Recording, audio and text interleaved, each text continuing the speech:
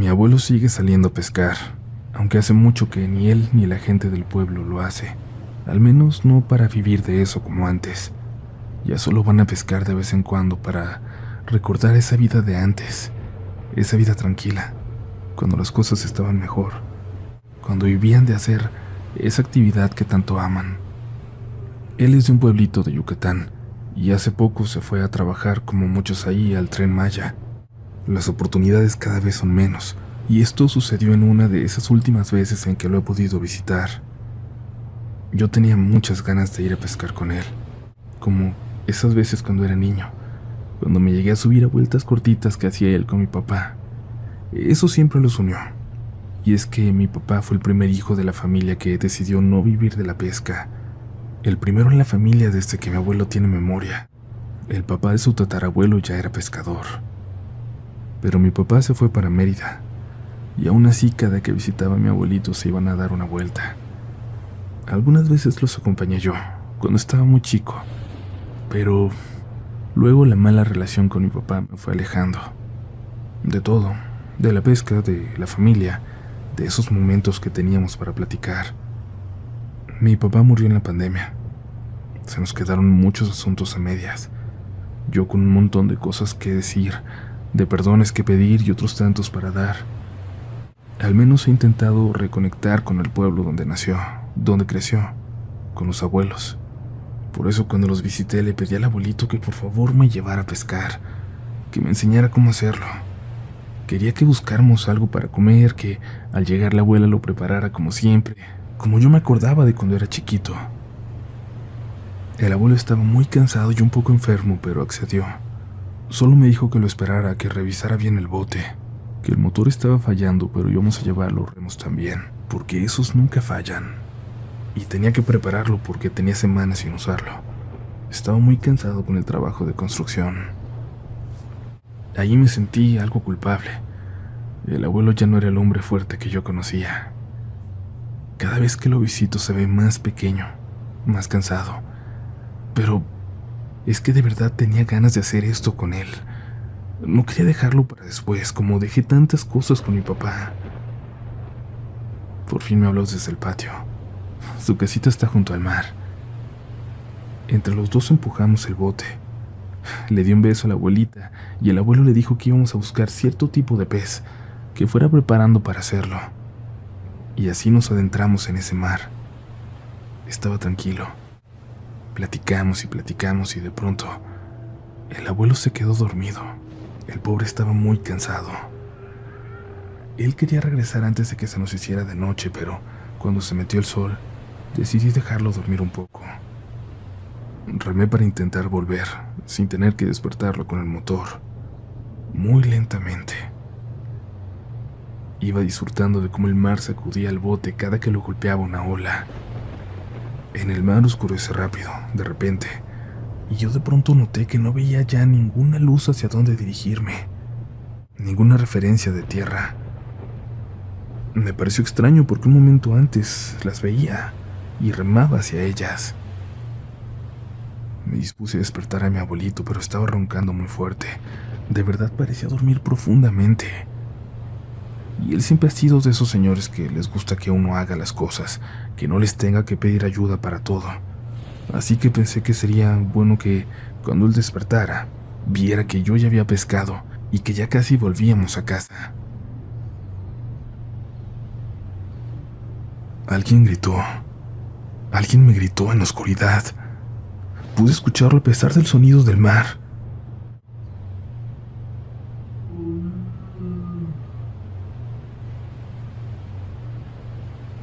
Había más personas gritando. En la noche, cada vez más cerca, pero no lograba verlas. No lograba ver a nadie en ninguna embarcación. Me puse de pie y prendí mi linterna. Iluminé alrededor y no veía nada, salvo olas más altas de lo que pensaba y que se dirigían hacia nosotros. No tenía idea de qué tan mar adentro estábamos y por fin me atreví a despertar a mi abuelo. Me di cuenta de que estaba hirviendo en fiebre. De verdad estaba muy enfermo, pero había soportado todo para llevarme. Al ver a su alrededor se preocupó. Me preguntó si estaba bien. Le dije que sí, que había intentado remar hacia tierra, pero que dejé de ver las luces. El abuelo miró rápidamente las estrellas y dio un giro de 90 grados. Me señaló una en el cielo. Me dijo que esa es la que teníamos que seguir. Aquella voz se volvió a escuchar, y le pregunté a mi abuelo si había escuchado eso también, pero fingió que no. Prendió por fin el motor y avanzamos de vuelta, pero pronto se volvió a apagar. Eso pasaba seguido, y el abuelo me pidió que le echara la luz para revisarlo. La marea se puso violenta de pronto, y entre las olas que nos golpeaban, seguía escuchando, o creía seguir escuchando, aquellas voces que parecían llamarnos.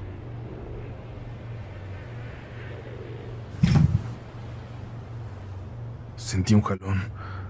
Le pregunté si sintió eso y me dijo que sí.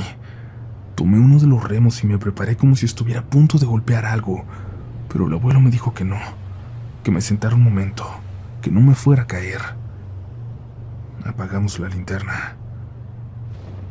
En la oscuridad vi algo que hizo que se moviera el bote hacia uno de los lados. El mar nos golpeaba, nos levantaba.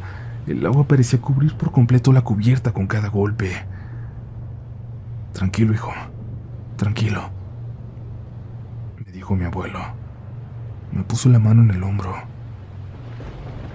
En ese momento desbloqueé un recuerdo, una memoria de mi infancia, de esas primeras veces que les acompañé.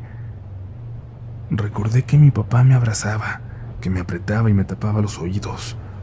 Recordé que lloraba de miedo, que el abuelo tomó a mi papá del hombro y lo tranquilizó. La marea violenta pareció alejarse y con ella, aquellos gritos también. El motor arrancó después de unos intentos y por fin emprendimos el regreso a casa. Y al llegar el mar estaba tan tranquilo que la abuela ni siquiera estaba preocupada por nosotros. Nos había preparado algo para que empezáramos a cenar mientras ella cocinaba la pesca del día. El abuelo se recostó en su hamaca, afuera de la casita, y se volvió a quedar bien dormido. Y yo me quedé sin saber qué hacer, qué decir, sin saber qué diablos acababa de pasar. Parece que viste un fantasma, mijo. ¿Pues qué pasó?, me preguntó mi abuelita. Como no le contesté, se acercó. Me dio un vaso de agua y una pastilla. Me dijo que me la tomara. Y ahí le dije que habíamos escuchado algo muy extraño en el mar. Voces muy claras. Le dije que había sentido algo, que había visto algo, que nos habían querido voltear el bote. No quería decirlo sin que sonara una locura, pero lo que vi en la oscuridad, parecía una mano saliendo del mar, como si quisiera jalarnos hacia abajo. No, hijo, nada los quería jalar. Al contrario, algo se quería subir con ustedes. Reza esta noche, pide por él, pide por ellos. Es gente que se quedó muy cerca de llegar y ahora penan nada más.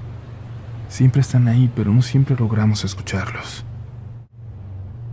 Con esas palabras recordé mi infancia. Me recordé de niño viendo al mar, desde la hamaca del abuelo, mientras mis papás platicaban con mis abuelitos allá adentro. Recordé aquellas voces que salían del mar, que parecían venir entre las olas. Nunca me han dicho nada más, pero mucha gente, sobre todo antes, escapaba de Cuba y trataban de llegar también a México, no solo a la Florida. Me sentí muy triste de pensar que aquello que escuché pudiera ser el eco de algún pequeño navío que no alcanzó a llegar, que se quedó tan cerca. Muchas gracias, comunidad. Espero no haberles aburrido con mi historia.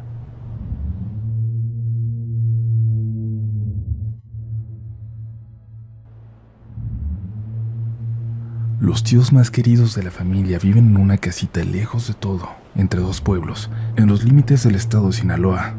Ir ahí es perderse en el tiempo. Parece que no pasa por los caminos.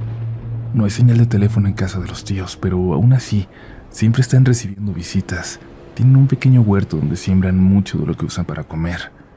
El tío, que toda su vida fue pescador, lo sigue haciendo casi todos los días. Como su hija les manda dinero para todo lo que necesiten, Tienen el huerto y la pesca como una rutina para mantenerse activos. Aunque claro, nada supera el sabor de la pesca fresca o de los vegetales recién cortados del jardín. Mi papá se crió buena parte de su infancia con esos tíos, con su hermano mayor, así que para nosotros son una especie de segundos abuelos. Hace tiempo, cuando su hija tuvo su bebé, los tíos se fueron para Culiacán para ayudarle. Ella estaba sola, y mi papá se ofreció a cuidarles la casita esa semana que estarían fuera. Cuidar las 2 o 3 gallinas que tienen ahí, la chivita, los perros. Para nosotros siempre era un descanso, un respiro de aire fresco ir para allá. Mi papá sabía pescar, lo hizo todos los días con su hermano cuando vivieron juntos, y en esta ocasión me quiso enseñar a mí cómo hacerlo. Salimos a pescar todos los días y cometimos un grave error. Mi papá olvidó una regla muy importante de mi tío, o quizás simplemente no la tomó en serio. Ahí no se pesca con la luna en sus 2 primeros días en cuarto creciente. Salimos muy de madrugada a pescar. La luna me llamaba la atención, aunque yo no tenía idea de la regla de mi tío. El mar estaba muy tranquilo, así como es en esa zona. Cuando sentí que algún animal enorme nadó muy cerca de nosotros, un delfín o algo más grande. Mi papá también lo sintió, pero me dijo que no me preocupara, que quería decir que andábamos cerca de los peces que necesitábamos. Lo que sea que nadó cerca de nosotros salió un poco, a unos metros más allá. No alcanzamos a ver qué era, solo se veía algo que sobresalía del agua, pero hubiera jurado que era una cabeza, como una cabeza sin pelo. Luego sentimos como varias de esas cosas nadaron cerca también. Nos regresamos porque no sabíamos qué eran, y aunque fueran delfines, para nosotros, sin tanta experiencia, que algo enorme pase cerca del bote no deja de ser bastante aterrador. Cuando llegamos a unas oscuras a la playa, alcanzamos a ver una figura de blanco en ella, una figura que se adentraba caminando hacia el mar. Nos apresuramos al ver que se trataba de mi mamá. Iba caminando como ida, como inconsciente hacia el agua. Me bajé del bote y la abracé, la saqué del mar, la llevamos a la casa y de pronto gritó como si acabara de despertar de una pesadilla. Nos dijo que la había despertado un sonido, un canto que parecía venir de la playa. Aunque estaba dormida cuando nos habíamos ido, ella sabía que estábamos pescando y se preocupó. Caminó hasta el mar. Ahí dice que una voz, como dentro de su cabeza, le empezó a decir que nos habíamos muerto, que estábamos en el mar, que ahí íbamos a quedarnos. Y algo le empezó a convencer de que tenía que adentrarse lo más que pudiera en él si nos quería volver a ver. Esto no lo relacionamos con lo que vimos cuando estábamos pescando. No, esto nos aterró y nos preocupó de otra forma. Hasta que les contamos a mis tíos cuando regresaron, cuando mi tío nos regañó. Bueno, regañó sobre todo a mi papá. Le dijo que por eso uno no se metía a pescar sin pedir permiso, y de ninguna forma en esos días, con la luna empezando esa fase. No nos dijo, o al menos a mí, de qué se trataba lo que vivimos, cuál era la explicación. Solo me comentó como una lección que siempre tuviera en cuenta que no se podía comprender realmente al mar sin vivir en él, sin vivir de él, si no lo respetaba como se merecía. Y bueno, desde entonces le tengo fobia al mar abierto, sobre todo de noche. Me da mucho miedo pensar lo que hay ahí, tan cerca de la superficie, observando.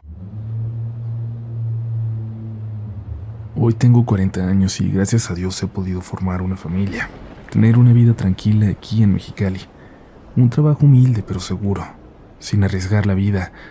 Y es que en algún momento no fue así. En algún momento me las vi negras. No tenía ni para comer, ni para pagar la renta del cuartito donde vivía yo solo.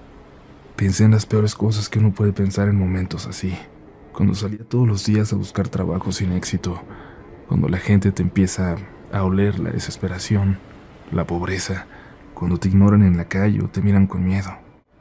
¿Y si me robaba algo, aunque fuera para comer? Pensaba. No, porque ese era el primer paso. ¿Y si me metía algo como los otros chicos de la calle para engañar al hambre, aunque sea por una noche? Pensé después. No, tampoco de ahí había vuelta. Pensé en todo. Pensé en lo peor que se pueden imaginar, pero al final no sé de dónde obtenía las fuerzas para seguirle batallando. Y en uno de mis momentos más bajos me encontré a Raúl, un gran amigo de la secundaria que tenía años sin ver. Lo vi llegar a visitar a su mamá en una camioneta nueva, bonita.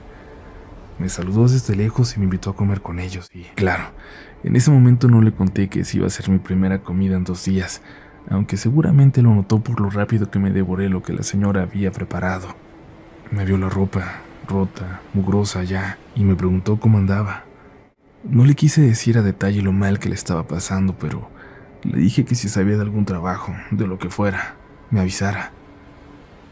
Fue y sacó alguna ropa de una mochila que llevaba en la camioneta y me la dio. Me dijo que sabía que ahí con su mamá, aunque no estuviera él, siempre iba a tener un plato de comida.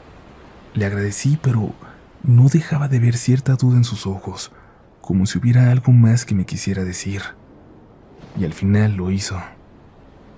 Oye, tienes tu visa para ir a Estados Unidos, ¿verdad? Le dije que sí. Me contó que quizás había una probabilidad de trabajar, pero que era peligroso. Yo pensé inmediatamente en algo raro, en traficar cosas o algo así. No eran pocos los amigos que ahora estaban en la cárcel por haber caído en esos cuentos, arriesgándose por unos dólares para hacerle ganar muchos a alguien más. Pero pronto me aclaró que no era nada ilegal. Bueno, me dijo, lo único que sería ilegal es que te vas a ir a una chamba sin permiso de trabajo.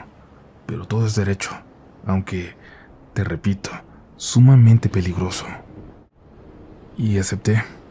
Ese fin de semana estábamos en Ensenada con un primo suyo, y con él 2 días después ya me estaba yendo hasta Alaska. Esto que voy a contar sigue pasando. Seguramente no son pocos los mexicanos en el norte, sobre todo en Baja California o Sonora, que han recibido una invitación así.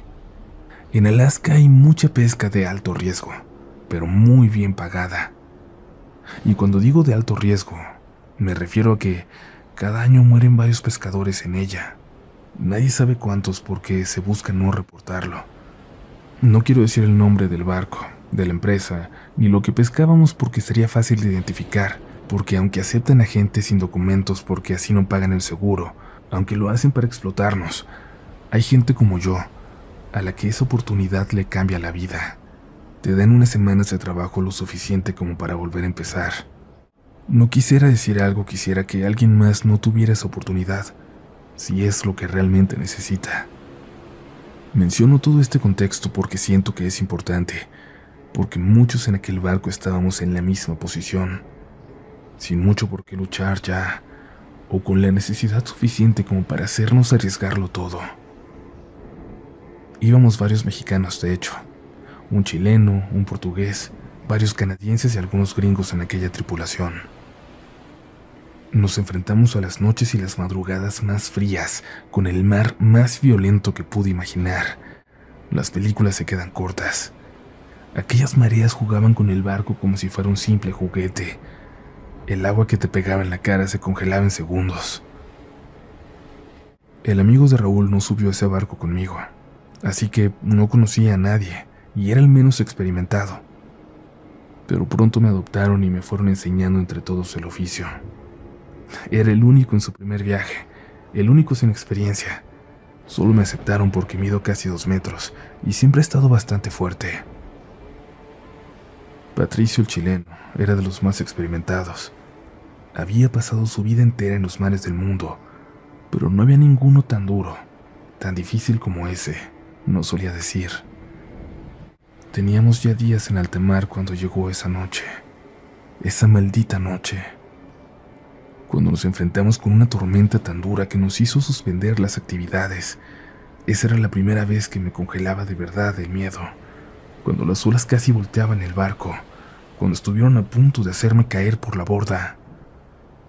Me quedé quieto y pronto Patricio y Carlos, el portugués, me dijeron que me agarrara bien, que primero estuviera seguro de que no me iba a caer, y ya luego viera si podía ayudar con las jaulas. Todos trabajábamos al máximo en todo momento. Pero ahí, entendí que estorbaba más en ese estado y solo ellos dos y otros 2 compañeros continuaban en la cubierta ya. Nos habían ordenado a todos los demás buscar refugio. Nos esperaban olas aún más violentas un poco más adelante. Los perdí de vista. Los perdí de vista por un segundo. Y luego vi a Carlos correr por un salvavidas y lanzarlo al mar. Los compañeros que estaban dentro empezaron a salir, a correr hacia donde estaba Carlos. Como pude me acerqué, sintiendo que cada movimiento, cada que intentaba caminar, me caía para uno de los lados, al menos un par de metros, de un lado a otro como un bote de refresco vacío. Con los gestos, con las señas, con la ausencia, entendí que Patricio había caído.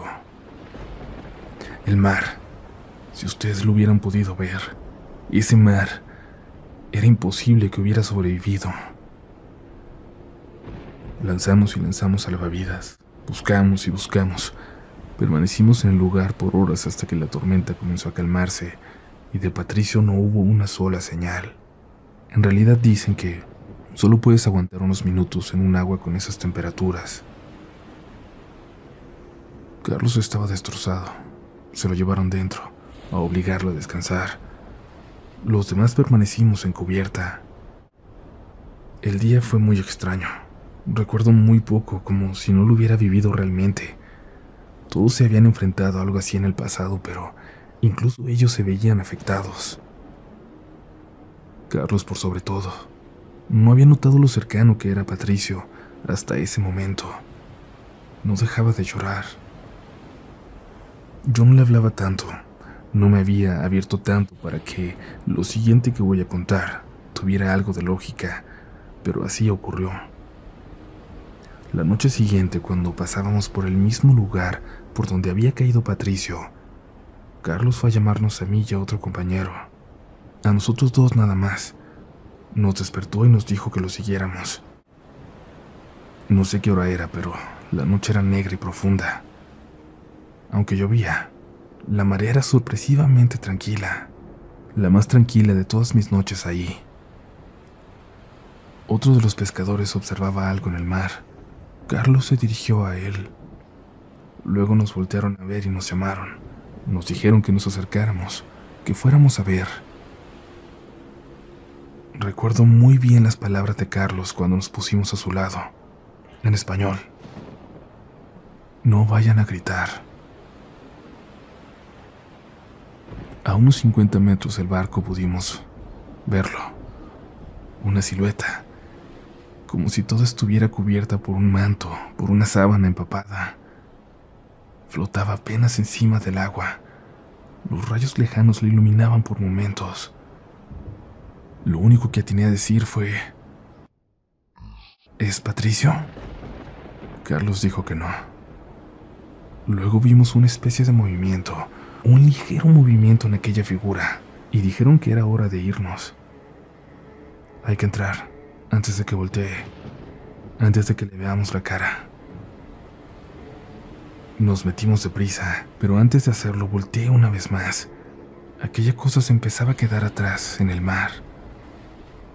El episodio fue tan breve y tan repentino, en medio de la noche, que por la mañana y gran parte del día yo estaba seguro de que había sido solo un sueño. Pero esa noche durante la cena, el compañero junto al que me despertaron me preguntó si había podido dormir algo después de lo que vimos, después de ver a ese fantasma en el mar. Ahí supe que todo era cierto, y porque Dios es grande logramos sobrevivir el resto del viaje. Regresé a Ensenada con el amigo de Raúl. Se había enterado de lo que pasó. Todos los barcos se enteran. Me dijo que lamentaba que hubiera tenido que vivir eso, que sabía que no iba a volver, pero que había trabajado bien, que la oportunidad iba a seguir si quería hacerlo en el siguiente viaje. No volví, pero le agradecí mucho a él, a Raúl. El dinero que gané me salvó la vida, literalmente, pero es una experiencia de la que nunca me recuperé. Lo que sé es que eso que vimos no es un fantasma, para nada. Se sentía diferente. No sé cómo explicarlo, pero algo me hace pensar que tenía ahí mucho tiempo, décadas, siglos, más. Algo en la magnitud de estar flotando en ese mar, en el mar más peligroso del mundo, me hace pensar que es algo tan viejo como el mar mismo. O quizás así se siente a toparte de frente con la prueba irrefutable de que existe lo sobrenatural. Un saludo, comunidad. Si llegan a tener la oportunidad de estar en una embarcación de noche, en el mar, por favor, no se asomen por la borda en noches de tormenta.